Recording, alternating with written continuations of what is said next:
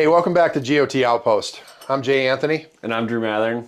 Today we're going to talk about tips, tricks, and mistakes of tents. And there's a lot of different things that can go on with tents. Yep. And we've had our fair share. Yeah, we have with all different kinds, right? So, you want to talk about one that comes to mind first tip or trick or mistake? I think one of the more important ones is ventilation. Yeah. Safety-wise. Yeah, that story in when we were talking about the tent series, Drew's got a doozy of a story. Yeah, you can watch that. Yeah. And but ventilation is huge. Yeah. Making sure even in cold conditions that you vent your tent properly to make sure you have airflow because you don't want to lose oxygen in your tent. Not something that you necessarily consider when you're freezing your butt off. You don't want to let that cold air in. No, it's almost like counterintuitive in a sense. Like, what do you mean open my tent up? Yeah. So, yeah, definitely want to have ventilation. Yeah, and if it's freezing cold, get a tent with a stove. Yeah, we're going to do a series coming up on wood stoves for typically floorless shelters or wall tents, because those would be the two that would use a wood stove of some sort. Yeah, definitely. If you have heaters, if you have a Mr. Buddy heater, any other different types of heaters, make sure they're off of the walls. Yes. My cousin, when we were up camping, wall tent, set the heater too close to the wall tent, caught the wall tent on fire. Oh, no. Burnt a huge hole in it. Oh. That let some airflow in. Oh, I bet we didn't have to worry about ventilation at that point. That's funny. Yeah, so ventilation is huge, especially in cold conditions when you're not thinking about it. Yep. Yeah. Another thing, what else you got? Kind of a simple one, really. I thought of it actually the other day. If you're buying an entry-level tent, typically they come with just a smooth, basic stake that do not stay in the ground very well. I mean, they just slip out. Any kind of windy conditions, they just come out. I would suggest, go to REI, go to a sporting goods store, Scheels, Bass Pro, Cabela's, whatever. Or online and buy yourself, a nicer, lightweight aluminum stake that actually, they've got some nubbing that actually holds the tent down. They bite better. Durability wise, they'll last longer. It's just a little tip. Your tent will stay in place better. Yeah. So, which is kind of important when you're not there. But Absolutely. you come back and your tent's still where you left it. So, yeah, just a little tip I was thinking about the other day. And going off that, so when you do set your guy outs, best way to install them is at a 45-degree angle. It'll secure it the best over any other variations. Yeah, like really, really stretching it out or too steep. And sometimes people like to do that because they have trees or rocks and they want to tie it out farther. Yeah. But sometimes that's not always the best. Right. Yeah. I mean, one tip it's been around, it's nothing new, but if you're in a real rocky spot and you can't get a stake into the ground without bending it over, find bigger rocks and tie your guy outs to those rocks. Tie it to one and then set another rock on top of that guy out line. And it's amazing how much drag pressure it takes to actually move, one of those rocks.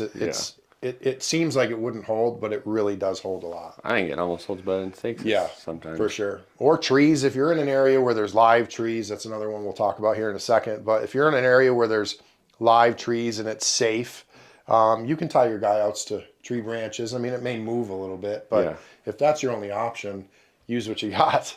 So. And going off that, make sure if you are around trees that are dead, beetle kill, that you set your tent up in a safe location. Because, I mean, I did touch on it in our last series, but we had a situation where my wife and I, we set up our tent, and we set up in the pitch black. We got in there super late, set up our tent. We were just car camping, so we weren't hiking in or anything. And we set up our tent in a location that we thought was good. It was the flattest place we could find. Yeah. And little did we know we were surrounded by deadfall. Yeah. And it got nasty, nasty windy. And we had a tree fall 2 feet from our tent. Oh, that's scary. And it was definitely eye-opening for us on, even if you set up at night, make sure you run your headlamp around and make sure you are in a safe location. Yeah. Because, I mean, it's a 1 in a million chance, but I don't want to be that 1 in a million, right? Yeah, I mean, and here in the West, we're in Colorado, and a lot of the Western states are struggling with beetle kill, which is a beetle that is basically killing all the trees. So you'll be in spots in the forest where it's hard to find a live tree. I mean, Yeah. they're just dead everywhere. You can, in a heavy windstorm, I mean, you can hear trees just falling. And Yeah. it's frightening. So Well, and that's the thing, too. Out West, too, we get random microbursts that come through. crazy. And, yeah, the odds may be in your favor, but Don't take a chance. don't take that chance. No. It's not worth it. Yeah. Location of tents means Yeah. if you want to go off a location of tents, especially for new guys or in hilly areas or rainy areas, don't set your tent up like at the base of a hill or in a low spot. I mean, if it's going to rain, that water's going to collect or be in a raging river coming off the side of a mountain. Don't set your tent right there. Try to find a flatter spot that's up higher ground where you're going to be a little bit protected from water when it really does pour. Yeah. We don't see it that often here. I mean, it just doesn't rain a lot, but when it does, it can be brutal. It can. And same thing. I mean, the weather may say no rain, Yeah, right? don't listen to that. Don't listen to that. Always expect for the worst conditions, Yeah. whether it be rain, snow. I mean, we've gone up in September. Yep. And it was supposed to be 50, 60 degrees all week long. Yeah. And you have that random snowstorm come through. Yeah. And it wrecks everything. It does. So be prepared for anything, especially out here. I know the weather in other parts is a little bit more consistent. Yeah. They get a lot more rain, but typically you don't have to deal with the snow like we do. Yeah, just up in the mountains, it's so unexpected, right? Yeah. You don't know what to expect. Yeah. And things can change so fast. Yeah. You had some friends recently that I mean, it goes back to that trying out your gear. We've talked about it in other things, whether it's sleeping pads, sleeping bags. Make sure you try out your tent. If it's a new tent, set it up, take it down 2 or 3 times or more. Whether it's a car camping trip or in your backyard, so that you know exactly how it works. I was just talking to a friend of mine, said he was with a close friend of his, and they were on a scouting trip, and weather was coming in, it was getting dark, and he found out that, the other guy didn't know how to set up his brand new tent. So they were kind of fumbling around, trying to figure it out. The weather's moving in.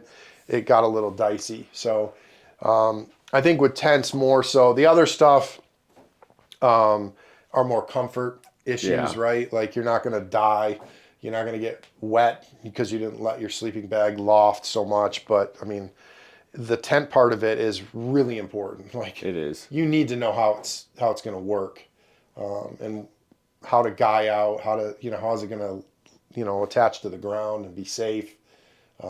Making sure you have everything. Yeah, Especially everything's got its place too, right? Yep. So, if you don't set it up and then you're inside and you're like, oh man, there's not room for anything in here, and it's just a bad way to go. So test out your tents for sure. Yeah, and like even if you've used the tent multiple times, take it out. Make sure your stakes are in there. Yeah. Make sure you have all your poles, because the last thing you need is to get out there and you don't have any stakes. Yeah, I mean, same friend of mine, we flew back to South Carolina for an event a couple of years ago, and the tent that he flew out there didn't have stakes. So he's over in the woods whittling down stakes. Yeah.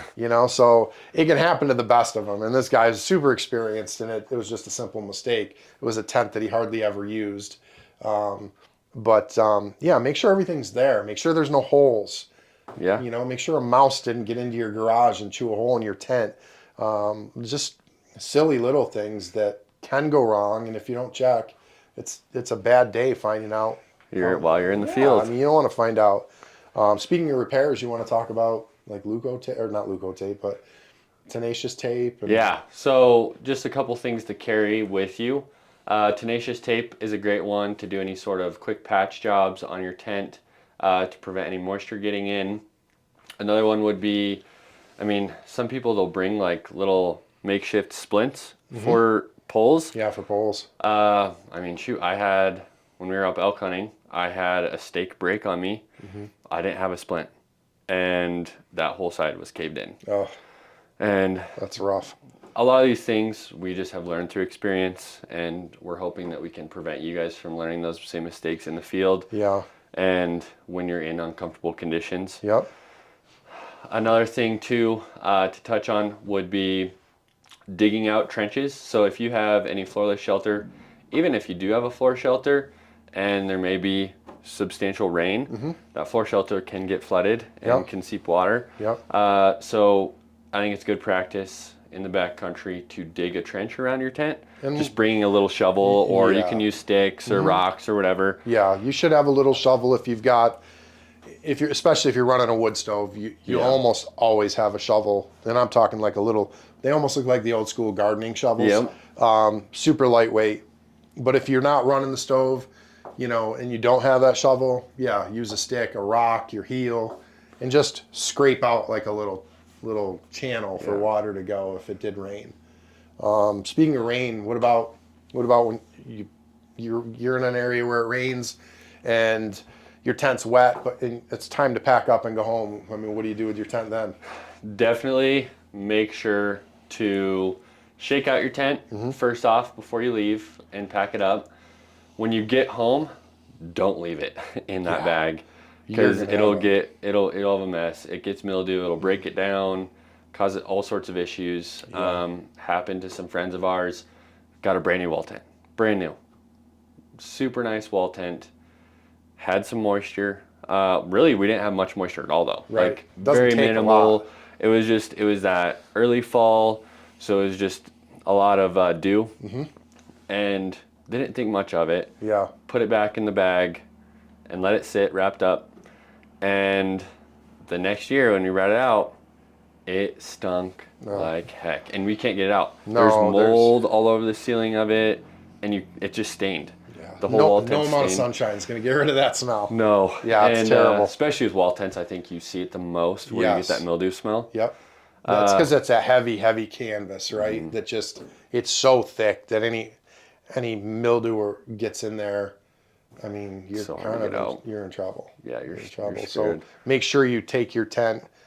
You don't have to necessarily set it up, but that's the best way if you can set the whole thing up. I mean, if you can't, lay it over a table. You may have to flip-flop it a few times, inside it out. Yep. Let it dry out. Yeah, what we typically do is we'll just lay it out in the driveway. Yeah. Because that concrete will also pull some moisture out. True. And then you can just flip it over. Yeah. And turn it inside out too. Yep. Another good thing, while you're doing that, it's a great time to shake out all the dirt. Yeah. Just so no sort of bacteria can get within that tent. Yeah, or rocks or even little tiny cinders. I mean, it'll break down. Get in there, they'll rub, and they could create a hole. So yeah, it's really important to make sure it's cleaned out with debris. And it's not fun to do. No, it's not the most convenient thing, right? Like everybody's like, "Damn, I'm glad to be home." Like, I just want to plop my feet up and enjoy my family and relax. Yeah. The last thing you want to do is spend half a day putting everything away, like sleeping bags and airing out your tent. Yeah, and unpacking is my least favorite thing to do. Oh God, it's the worst. The last thing I want to do is take everything out. Yeah. That it was already put away. It was already in its bag. I want to just put it in its place. And move on. But you'll pay the price for sure. I mean, you really will. So, one more thing to consider with kind of going back to staking down your tent is over tightening or under tightening your tent. You don't want to tighten it too much to where the poles have too much tension. Yeah. I mean, it really starts to put strain on the fabric, and I mean they're meant to take a lot, especially these new modern tents and new fabrics. So you don't want it to be so tight that it's really cranking on that fabric and unnecessarily putting tension on spots that don't need it. Yeah, and vice versa. If there's too much slack, your tent is now vulnerable for wind or sagging from rain. Yeah. Or any moisture, right? Or snow. Yep. And going off that too, quality, right? You're going to, and we have talked a little bit about this in the other episodes on tents, but you are going to pay the price for quality. And weight. And weight. Yeah, I mean, it's in the tent world. I think it's kind of a more honest kind of topic. There are certain things in this world where you're paying for a name, and I think in the tent world, for the most part, money buys you quality, money buys you lightweight. Yeah. And we're gonna just circle back just a little bit on during that tent series. We kind of missed a touch point that we're gonna look at, and that was the dome tents. Yeah, because dome tents, we did talk about. I mean, it is majority of the time it's your entry level tent. Yeah. They usually can have cheaper price points. Yes. They usually are heavier. A starter type, somebody Yeah. just starting out and camping, they're going to camp next to their car or their truck. 99% of people are going to have that dome tent. Yep. Yeah. However, there is very high quality tents that are dome tents that are extremely lightweight. Yes. And you can get that, but you are going to pay the price for it. Yeah, you're going to pay a pretty penny for them. Yep. I mean, we just wanted to make sure that we didn't skip that, and we did on the last Yeah. one, but we wanted to touch base on that and make sure we let people know that in that dome tent or freestanding tent segment, that there are very high quality, very lightweight options out there, that a lot of lightweight backpackers or bike packers carry those type of shelters. Yeah. So Definitely. Well, that's a wrap for mistakes, tips, and tricks. Hopefully this was helpful to you guys. yeah, And we'll see you guys in the next series. we'll catch you later.